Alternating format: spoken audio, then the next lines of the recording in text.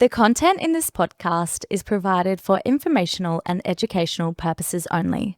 Whilst we love unpacking psychological research and evidence-based insights to support well-being, this podcast is not a substitute for personal mental health care or therapy. Nothing we say should be taken as individualised advice. If anything you hear brings up concerns for you, we strongly encourage you to speak with your GP, psychologist, or another qualified health professional. You deserve support that's tailored to you. We would like to acknowledge and pay our respects to the traditional owners of the unceded lands of the Kulin Nation on which this podcast is recorded. We acknowledge their rich history and honour the ongoing connection to land, waters, culture, and community.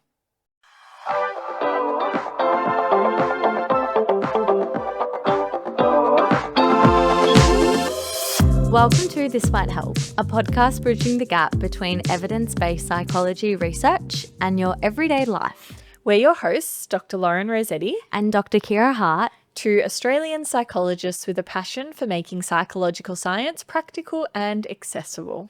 Today's episode might hit close to home for listeners.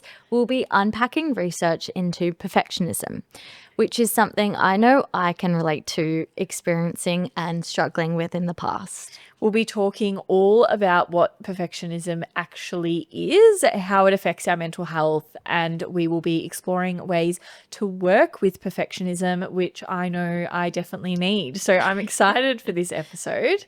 But before we get stuck into it, as always, I want to hear your well-being win and your well-being wobble for the week, Kira. Tell me all about it. Thanks for asking. Before I get into what my wellbeing win of the week was, I wanted to preface that when Lauren and I sat down to design the This Might Help podcast and kind of work out who we wanted the podcast to be for, we really hoped that we would have a pretty 50-50 split between like male and female listeners. We didn't want this podcast to be like a girly pop podcast just for women. We wanted the resources and mental health research that we speak about to be accessible to everyone, not just women. And we understand that as two young females, the listeners might slightly skew towards women, but that's not our intention at all. We want this podcast to be for everyone. Having said that, my wellbeing win of the week is simply Sabrina Carpenter. Just everything she does, listening to her music has just been such a highlight for me, and like singing along to her songs is my wellbeing win of the week. And I think we'll find that actually lots of people, regardless of gender, love Sabrina Carpenter. Yes. So maybe it's more universal than you think. Exactly. I really hope I haven't alienated the straight male demographic that might listen to this podcast, because we welcome you. We want you to listen. Please tell your mates about us. The more men that listen, we love. What about your wellbeing wobble, Kira? Lauren really wants me to move on. My wellbeing wobble of the week actually happened this morning before I came to record the podcast, which I purposely didn't tell you about when I got here. So I went for a run. The run was actually a highlight.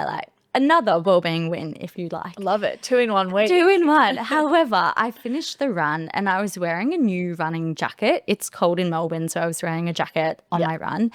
And I finished the run maybe a kilometre from my house. And as I was walking home, I just had this terrible itch on my chest.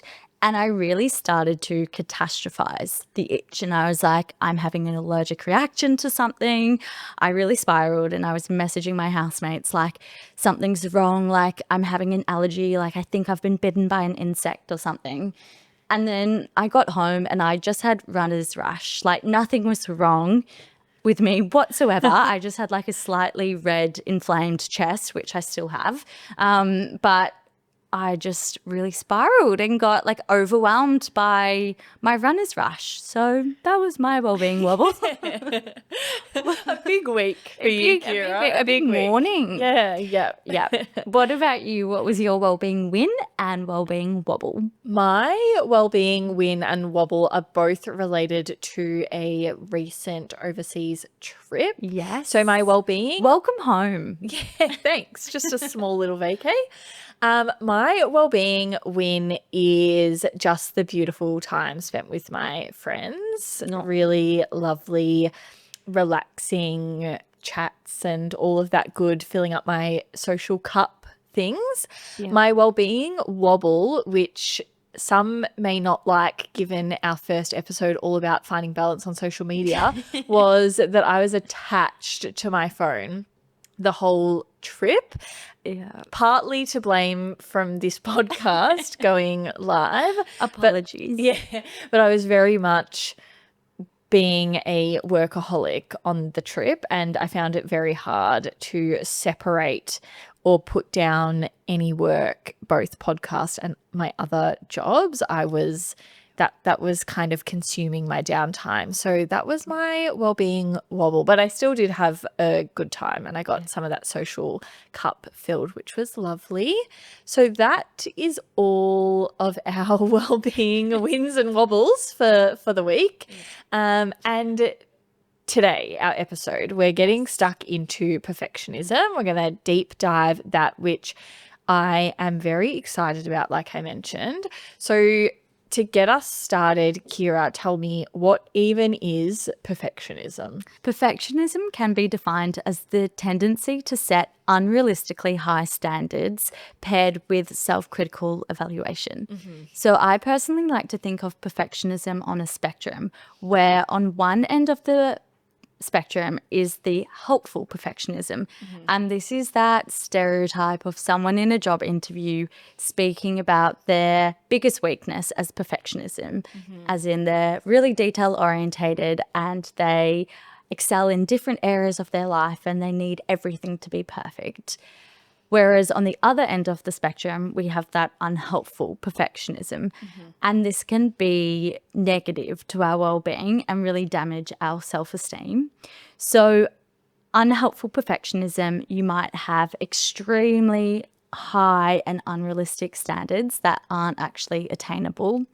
You might strive to meet them regardless of negative consequences. So regardless of staying up all night to complete work or missing out on catch-ups with friends, you're kind of just like working towards those really high standards regardless of those negative consequences. Okay. And so helpful perfectionism is more having the high standards, but they're achievable. So holding those, like, I guess being conscious of the details, striving to meet these goals has positive consequences. So, yeah, I guess still looking for a high standard, but not having it be way too high or unrealistic to achieve. Exactly. And I think another important difference between helpful and unhelpful perfectionism is the value of your self-worth. So in helpful perfectionism, your self-worth is valued on many different things. Okay. So even if you don't achieve perfection, which we know is unattainable, you're still able to have high self-worth or high self-efficacy in numerous areas of life. Okay. Whereas within that unhelpful perfectionism, your self-worth is based on meeting those perfectionistic standards, which we know are unattainable. Yeah.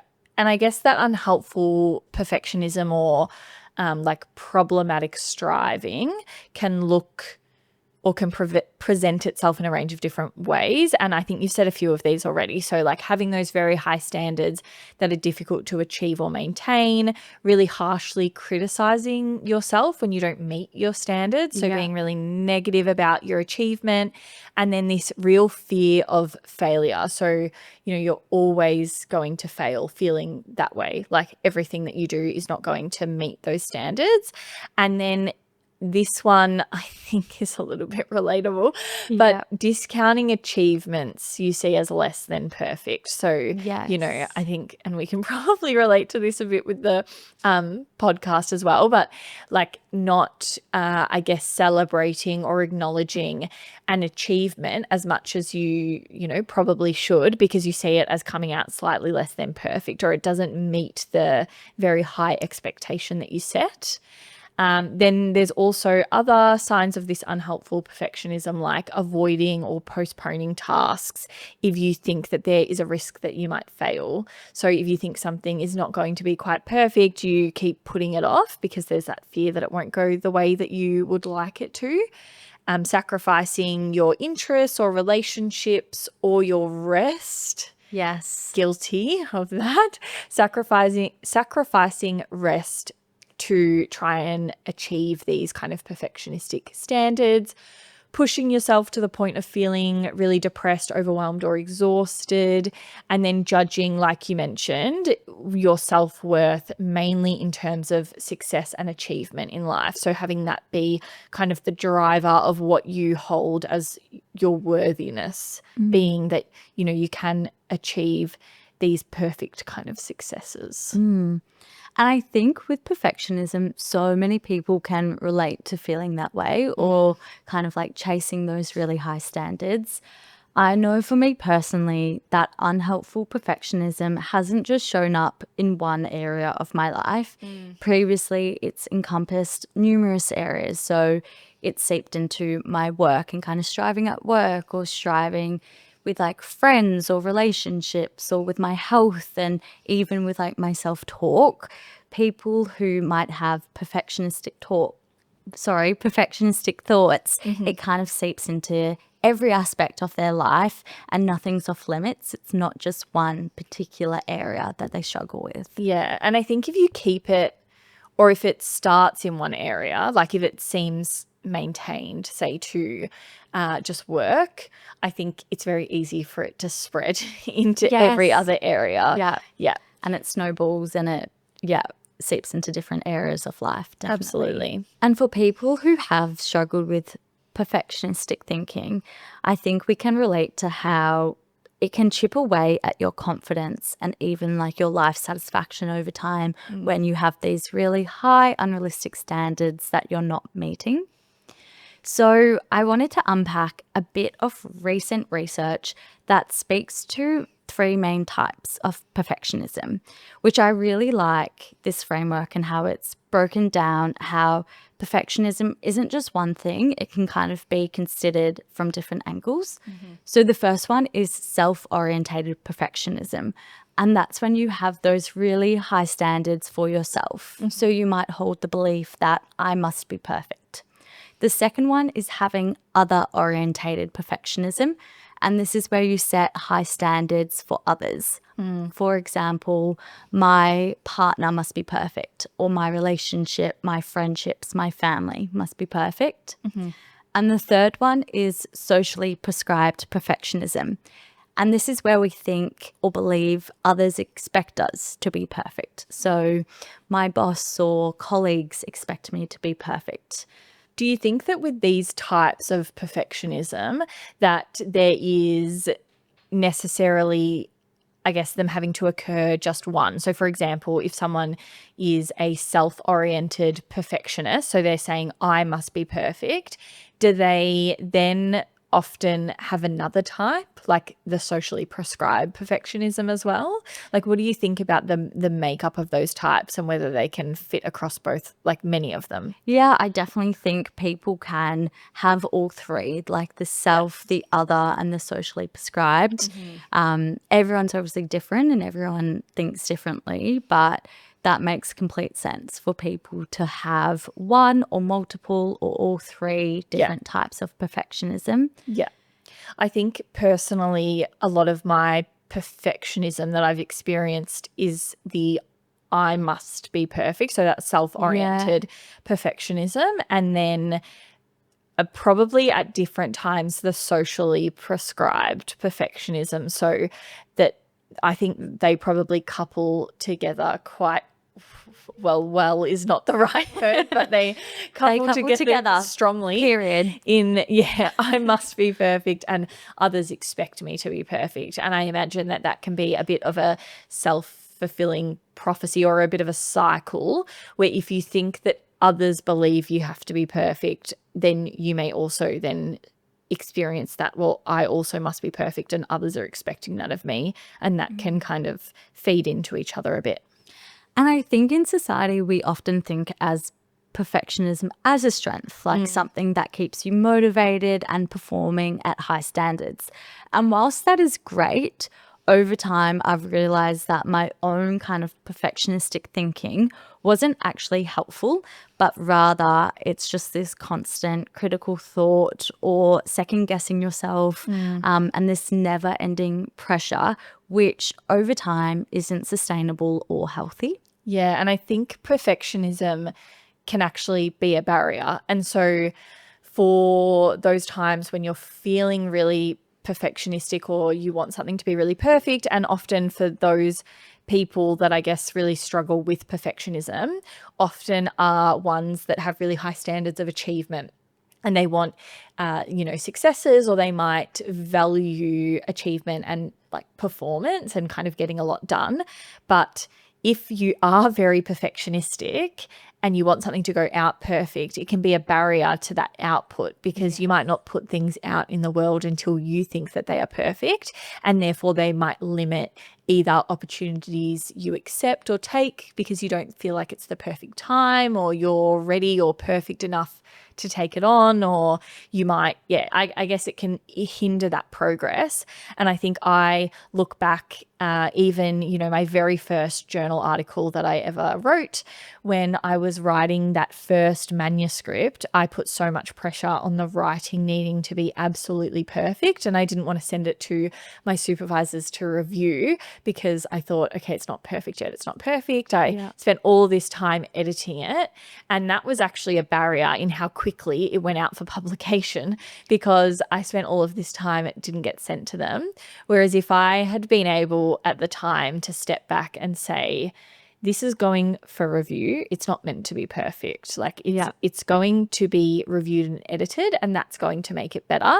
And being able to sit with a bit of that discomfort, shift kind of that perfectionistic lens and say, I'm going to send this as it is, it's good enough to go to my supervisors, that would have actually reduced that barrier and I probably would have got more done more quickly, but I held on to that perfectionism. So we can see that it's also can be a barrier in the values that you want to achieve as well. Yeah, I love what you just said about your paper was good enough to send to your supervisors to then edit and proof before you submitted it.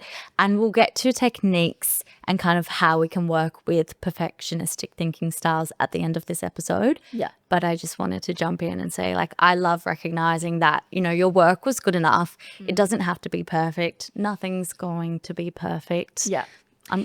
But something that we both struggle a lot maybe to practice on a day-to-day basis, or at least for me, I think some of these things, and, we're psychologists and researchers, but we're also humans. Yes. And so whilst we have lots of tools in our toolkit and lots of evidence like what we're sharing on this podcast, it doesn't mean that we're immune to the effects of all of these things, which I think perfectionism is a particularly strong one probably for the both of us. Yes, definitely. So tell us a little bit more about some of that research around around perfectionism and kind of how that might be changing over time for people. Yeah, definitely. So let's jump in with the research. So there's been studies to show that perfectionism has actually increased over time. There was a big meta-analysis that looked at research between 1989 to 2016. So over the 90s, early 2000s, into the 2010s. Yeah. And they found that perfectionism is significantly increasing, particularly amongst young people. The authors of this paper suggested that the rise in perfectionism may be driven by factors like social media. And in our first episode, we kind of unpacked that and the level of social comparison that's prolific on TikTok, Instagram, etc. We know that there's so much social comparison on social media, which might be driving those perfectionistic standards. Yeah. The study also suggested that there's more academic pressure, there's a more competitive job market, and also cultural shifts towards individualism and further social comparison, which is driving perfectionism. And I think even though, that study kind of encompasses a time up to 2016, but we know that social media use has increased since then. We know there's, can be this probably increase in academic pressure. Job markets continue to be more competitive. Yes. And also there is more of this individualistic culture. I think though all of those things have not necessarily shifted away, they've probably shifted more to an increase. And so we can imagine that trend of an increase in perfectionism is still trending upwards. Like we're still seeing more increase in that for young people, I imagine. Definitely. So we know that it's increasing and we know that it is not the best thing for all of us. Definitely not the best Definitely thing. not the best. You heard it here first. Yeah, but what do we do about it? How do we overcome perfectionism? And is that even possible? I desperately want to know. Kira, tell me, what can I do and what can the listeners do about their perfectionism? So when I was researching for this segment, I definitely approached it from like a psychological perspective and a therapy-based perspective. So cognitive behavioural therapy, or CBT, is probably the go-to therapy that people undertake if they're having that really perfectionistic thinking styles. CBT is a individual one-to-one therapy, and it's a form of talking therapy, which is often quite structured. So your therapist might give you techniques in session and then they might assign you homework to practice during the week. Yeah. And CBT is really helpful for perfectionism because it helps us challenge our unhelpful thinking styles, such as our perfectionistic thinking styles. Yeah. So the first thing might be identifying those unhelpful perfectionistic thoughts. So one person might hold the belief that I have to be perfect to be loved, or if I make a mistake, I'll be rejected and isolated. Then CBT would look at examining the evidence for and against that belief. So is it always true that you have to be perfect to be loved? Definitely not. Like there's people in your life who love you for who you are, and that doesn't kind of depend on you being perfect or not. Yeah. So looking for evidence that supports or challenges those beliefs. Then look at reframing the thought. So how can you make a more balanced appraisal of the thought? For example, you might come to the thought that people connect with me and love me because I'm real and I'm human and I'm myself, not because I'm perfect. And then we want to test that belief in real life. So this involves doing something imperfectly, which we all do every day, and observing the outcome, which the outcome is usually things are fine. So you make a mistake at work and, you might have a conversation with your manager, you might get further direction, but you're not fired, things are fine, and you make that mistake and you learn from it. Yeah. And I guess with this cognitive behavioral therapy and this approach to perfectionism, people would go through this process in a personalized way with their own psychologist. So, Yes. you could get a mental health care plan or a referral from your GP, see a psychologist, and then they would personalize or, depending on everyone's personal situation and what's appropriate based on your psychologist's kind of assessment, then that would be, this is something that you go through with a qualified professional like a psychologist. Yeah. Another strategy for working with perfectionism is practicing self-compassion. And when we look to research or kind of those go-to techniques for self-compassion, there is an expert in this area, Dr. Kristen Neff. And there's a lot of practices, I guess, around learning to speak to yourself more kindly or showing that self-compassion and speaking to yourself like you would a friend. So being, kinder or more realistic or encouraging to yourself rather than having that really harsh self-talk. So, if you were saying I failed or this was really horrible, you wouldn't say that to a friend, No way. Yeah, I wouldn't say that to you ever. I would say, you've done so well. Like, I'm so proud of your achievements. That was really excellent. Or, you're learning and you're getting better every day. Like these nice things we would say to our friends. We wouldn't speak to ourselves. We wouldn't speak to our friends often in the way that we would speak to ourselves. And so practicing that self-compassion can help with shifting some of those perfectionistic thinking styles. But I think it is tricky to practice that in the moment. So it's tricky to remember in the moment, I need to talk to myself like I'm talking to a friend. I think that's where, having a professional work through these kind of strategies with you is really helpful, but also things like having reminders. It might be that you have on your computer or you have on your phone or you have somewhere like a little reminder saying something that prompts you that you need to speak nicely to yourself, like, or show yourself some of that self-compassion, or what would you say to a friend? Like even a statement like that reminds your brain of the way that you want to kind of talk to yourself. Another thing that can be really tricky with perfectionism is that people often identify with being a perfectionist and having those really high standards. In some situations, we want to work with accepting that things can't be perfect. Like, although we have this identity and although we have those high standards, coming to terms with and accepting the fact that perfectionism is unattainable is a really good starting point. Yeah. And instead, we want to align ourselves with our other values. Yeah. And I guess shifting perfectionism can be really hard. Like you mentioned, if we view being a perfectionist as a real part of our identity, like we identify as being this perfectionist and we hold that really strong, it can make it harder to then drop that perfectionistic nature because we're like seeing it as being beneficial.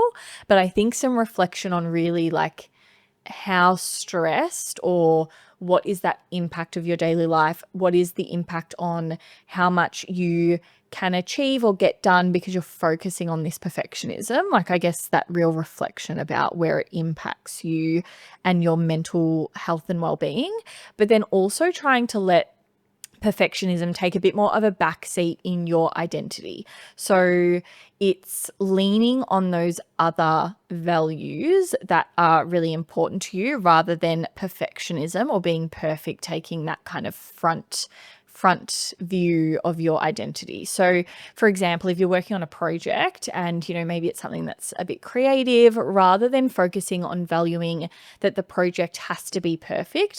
So I'm doing this project and the value is in it being, exactly how you want it, perfect and ready to go. Instead, focus on the value of being creative, for example. So that's then the leader or the focus.